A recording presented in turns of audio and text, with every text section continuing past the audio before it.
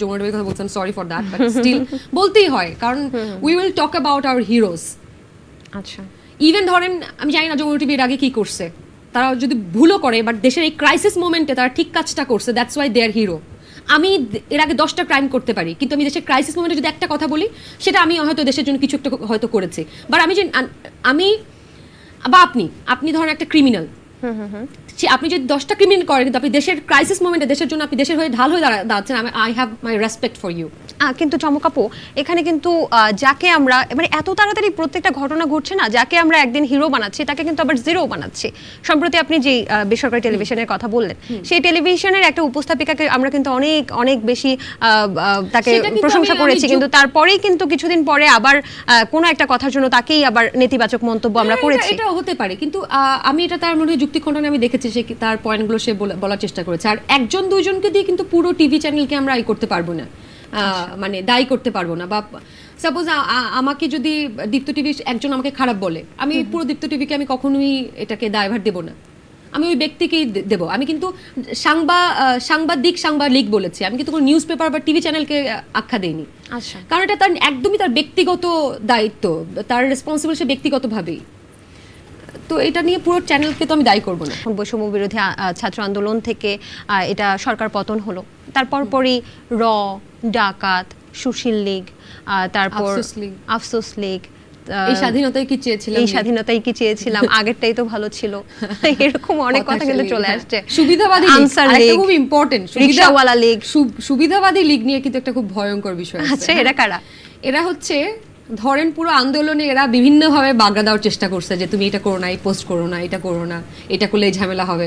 তারা হঠাৎ করে এসে এখন তারা পুরো বৈষম্য বিরোধী আন্দোলনের তারা নাকি লিড ছিল, তারাই বলছে তারা তো এইটা আন্দোলনের পক্ষেই ছিল, তারা ছাত্রদের পক্ষেই ছিল। But I have seen them, তারা অনেক পোস্টার ডিলিট করছে, I have the screenshot also. এই জেনারেশন কিন্তু এই যে যাদেরকে বলেন সুবিধাবাদী লীগ, তাদেরকে কিন্তু একটা নাম দিয়েছে না, তাদেরকে একটা কমেন্টস করছে, নাটক কম করো প্রিয়। হ্যাঁ হ্যাঁ হ্যাঁ, আমার 90 ডিগ্রি ওয়েস্টের একটা চায়ের নাম এটা, নাটক কম করো। এটাই বলছিলাম যে আমি যতটুকু জানি যে আপনার একটা জুস বার আছে 90 ডিগ্রি ওয়েস্ট, যদিও এটা ব্র্যান্ডিং করে ফেলতেছি, যাওয়ার আগে আমাকে 10% ডিসকাউন্ট দিয়ে যাবেন। সালমান এফ রহমান যখন ধরা পড়লো তখন আপনি একটা 5% ডিসকাউন্টের নোটিশ দিয়েছেন বা ঘোষণা দিয়েছেন, সেটা হচ্ছে যদি ক্লিন শেভ করে এবং লুঙ্গি পরে যায় তাহলে 5% ডিসকাউন্ট পাবে আপনার জুস বারে। এটা কেন? এটা মজা করে করা, মানে হয় না যে এগুলো তো আমাদের এক একটা ধরনের, আমাদের দেশে এই যে রাঘব বোয়ালগুলো যারা আমাদের রক্ত চুষে এত টাকার মালিক হয়েছে, তারা যখন ধরা পড়ে তারা কিন্তু এটা কিন্তু আমাদের এক ধরনের উল্লাস, আনন্দ, উৎসব। কিন্তু এটা আমি 10% ডিসকাউন্ট কিন্তু আগেই চেয়ে রাখছি, ঠিক আছে, কারণ আমি কিন্তু ব্র্যান্ডিং করছি। আচ্ছা, 36শে জুলাইয়ের চা, হাউন আঙ্কেল চা, দেশটা কারো বাপের না চা, নাটক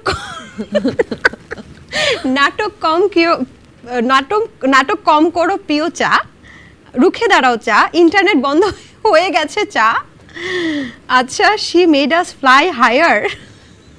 আমাদের কাদের সাহেবের ফেমাস কবিতা শুনেননি? হ্যাঁ, আমি শুনেছি। মানে এত ক্রিয়েটিভ কিভাবে। এন্ড আরো আছে, ঘুষ দেব না চা, না মামা প্লিজ চা, কিন্তু মুরব্বি চা। এটা না যখন মানুষ তার পরে এসছে মুরব্বি, মানে এটা কিন্তু অ্যাড করতে হবে। হ্যাঁ, এটা মনে হয় পরে আমরা কিছু সংযোজন করব। আচ্ছা, আমি একটু বলি যে she made us fly higher, এই চাটা কেমন খেতে আসলে? এটা আপনারা যখন কাদের সাহেবের কবিতা শুনে মজা পেতেন, এটা খেয়ে ওরকম মজাই পাবেন। আচ্ছা আচ্ছা আচ্ছা, দেশটা কারো বাপের না চা, আওয়াজ উঠা চা, বাহ বাহ, সেনাবাহিনী রক্স চা, ভালো পুলিশ চা, দরবেশ চা, বৈষম্য বিরোধী আমাদের সালমান এফ রহমান। আচ্ছা, দরবেশ চাটা কেমন হবে খেতে? এটা মানে এটা খেলে কি হাকমালা কিছু? এটা খেলে আপনার মধ্যে এক ধরনের ধরেন হায়ার ফিলোসফিক্যাল ভাইবস চলে আসবে। ধরেন আপনি অনেক টাকা পয়সা আছে, এরকম একটা ভাইবসে চলে যেতে পারবেন। আচ্ছা, এরকম অনেক অনেক অনেক চা আছে। আচ্ছা, মানে এই বিষয়গুলো কার মাথা থেকে আসলো? মানে এই চায়ের নাম আর এগুলো কি থাকবে? হ্যাঁ, এটা কি স্বাধীন বাংলা 2024 চা মেনু লেখা। হ্যাঁ, এবং এখানে কিন্তু একটা বৈষম্য বিরোধী চা এরকমও আছে। তো বিষয়টা হচ্ছে আমি চাচ্ছি যতদিন রাজনৈতিক আলাপ চাও আছে, যতদিন এই 90 ডিগ্রি ওয়েস্ট থাকবে ততদিন মানুষজন কিন্তু এই এসে মনে রাখবে যে আচ্ছা 36শে জুলাই এসেছিল 2024-এ, এটা কি ছিল।